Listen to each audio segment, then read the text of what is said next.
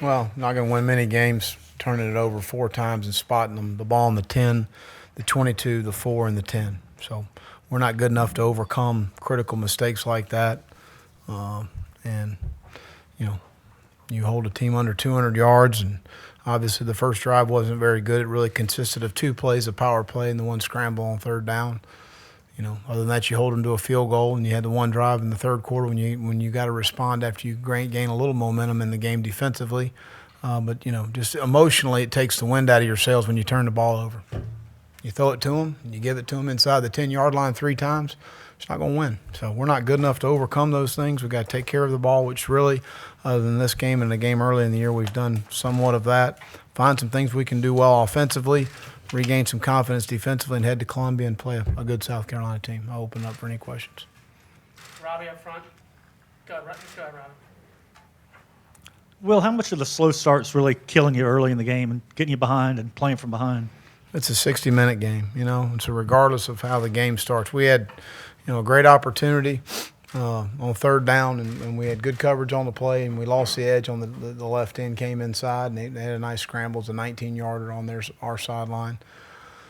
And that extended the drive, and that was really the critical. It wasn't like there were, you know, gashes in the defense. They hit us on a couple of the power play and the scramble, and then we held them to the field goal. So, I mean, that was not a – I mean, I'm not saying you ever want to give up points, but, you know, it's a 60-minute game. We make adjustments in the game, but we didn't do enough to make them have to earn the win, you know. Jason. Will, the 3 interceptions and the lost fumble, are those on Tyler, or were there other factors in those? No, I mean, again, I'd have to go back and watch the tape. Obviously, the one overthrow on our sideline, he was high with the ball. It came out of his hand and sailed on him a little bit. You know, Trey's got to, you know, the ball was a little behind him, but, you know, you got to make that play. You got to make that play. It's a senior. You make that play. You know, so just, you know, we got to get the ball bouncing our way, but you got to create your opportunities and self-evaluate where you are as a coach and a player and make improvements, and that's what we're going to do. And last week you praised the resiliency that your players showed. Did you see that today? Did they continue to play? You know, we didn't play very smart, and we didn't take care of the football. And when those things happen, emotionally, it's a killer. It's a killer for your entire organization. So when you spot them the ball on the 4-yard line, and, you know, right now we're not strong enough mentally to handle that. A year ago and maybe early in the year we were. Right now we're not. It's a woe is me mentality right now, and we've got to overcome that. You know, our leadership needs to step forward, you know, and that's what we're going to do. We're going to move forward with the guys that are willing to accept challenges and opportunities that you know, sometimes are difficult, sometimes are tough. You talk about that being deflating. Did the effort suffer because of that? No, I just think it's you know you can play with more of an edge, in my opinion, than we did.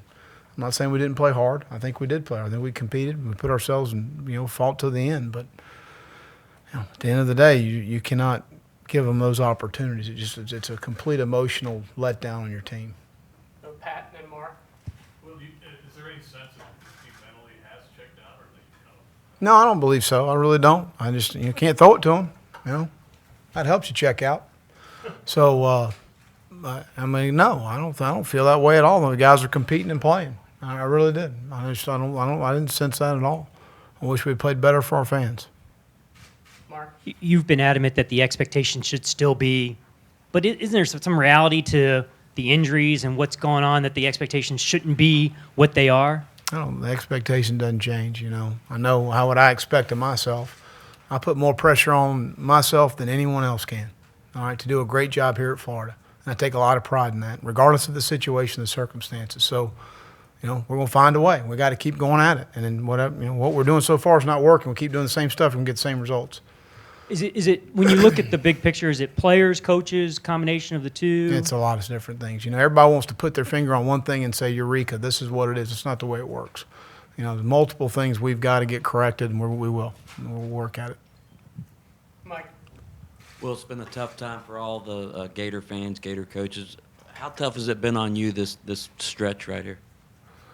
Well, I mean, it's, you know, I'm a competitor. I don't like losing. I certainly don't like the product we're putting on the field, and that's my responsibility. And, you know, I take full credit for that. And when it's good, it's good. And when it's not good, it's not good. And it hadn't been good. So that's on me. And, we'll make the decisions to move forward that we need to do to help this football team in the latter part of this season as we move forward, and that's my plan. And I'm not asking for anybody to be happy. I'm not asking anybody to give a pass. This is the real deal. It's the University of Florida, and my expectation, I'll guarantee, is as high or higher than anyone sitting in those stands. And there's nobody more let down or hurt or, competitive edge dented a little bit by this run. And so it's on me, and we'll get it turned. I can assure you of that. Kevin over to the left. Coach, on that subject, you talked about playing better for fans. There were some points in the game where they were booing. Do you understand their frustration, or how do you feel about fans booing That's during fine. homecoming? That doesn't bother me. You know what? I made a mistake last week. I made a real mistake. A very passionate Florida fan was telling me his opinion of me. And you know what? That's fine. That's fine. They pay their ticket. They can boo all they want. That's good. And they help our program. That's fine. And you touched on the turnover margin, obviously. Last year, also, your defense was very opportunistic. I know today, early in the game, Yeah, we had an Hargraves opportunity had with a pick early, and we just, Vernon made a heck of a break on the play, and just got to try and reel that one in. But sometimes when things are rolling right now, they're not rolling well for us. Those things are bouncing the other way. That's part of it. We got to make it bounce our way. Back up front. Tyler was only sacked 4 times today, but it seemed like he was facing pressure pretty much the whole game. After Georgia, it seemed like the pass protection really improved in that game. What do you feel like happened today? Well, we felt really good about a combination with Tyler Moore and Trenton at tackles. We lost Tyler on Tuesday night Is that would you It hurt attribute us. the most for? in the game. So you move Max from left guard, where he's been playing all year, to left tackle. That makes, then you got a new left guard coming in, Ian, who's really going in the Georgia game until we had another injury, was going to play tight end for us. Yeah, and then It's hard. on defense, up the middle, you've talked about how much it's hurt with Easley being lost. How much did it hurt you guys today? It seemed like they gutted you guys a couple times up the middle. They did. They were able to get some things in the run game. I think that's where I was kind of referring earlier. We got to emotionally overcome those things. We got to emotionally overcome the situation in the game. We can't let the circumstances affect how we play in the game, and that right now I think is happening too much to us. Chris, all the way in the back. Yeah, Coach, you let a lot of freshmen come in the game late. Was there any thought to when Tyler was struggling a little bit, No, putting somebody else in? no, How come? Why not? because I think it's our best opportunity to win. And you mentioned the evaluation process over the course of this 4-game losing streak. Has any part of it been humbling for you? No, I don't. I'm a lot harder on myself than y'all are, or anyone else is going to be, or anybody in this Gator Nation. I can assure you of that. Again, I self-evaluate, and I'm very critical of myself and what I need to do to be better. And I don't need to hear anything from the outside tell me what we need to do with this football team. I can assure you of that. Chris over here and in the middle. Will, you mentioned the woe is me mentality. Where do you think that comes from? Because that obviously doesn't come from you. No, I just think that we need more guys that have enough leadership skills to overcome those situations. And it's hard. It's hard. I've been in this situation before where you have a hard time overcoming. Somebody's got to make a play. Somebody's got to get off a block. Somebody's got to create a turnover. Somebody's got to create a momentum swing for your football team. And that's what we got to do that right now. Was there anything like that 2 years ago when there was a 4-game losing streak? Was there some of that then, or is it? Again, I'm focused on this year. Question in the middle, and then Kevin. Coach, the full width touchdown. Have you ever seen a play like that at all? No, I was happy for Ahmad. He's worked hard. He's put himself he's really developed himself and practiced well and given those opportunities a guy that's going to continue he's going to be a really good player here. A couple final questions. Go Kevin, Mike, and then wrap it up in the middle. Well, we saw Driscoll come out of the tunnel with his cast. How's he progressing his rehab, and is there any chance for him for the spring, or where would you see is it? It's too early to tell. He just got his cast off, I guess, this past week at some point. I think Monday or Tuesday. So, but it's too early to tell right now as far as that. I would say no right now based on what I was told by our trainer. But it was too early to tell to see where that is right now.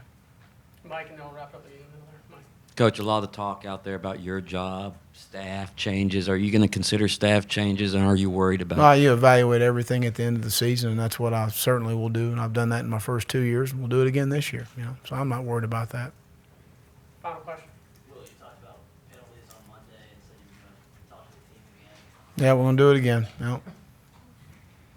What sort of factor do you think they played in today's game? Well, I think it was a critical situation when Solomon got called for all sides and we got the ball at the midfield. It was a huge situation. Thanks, guys. All right. Players being here.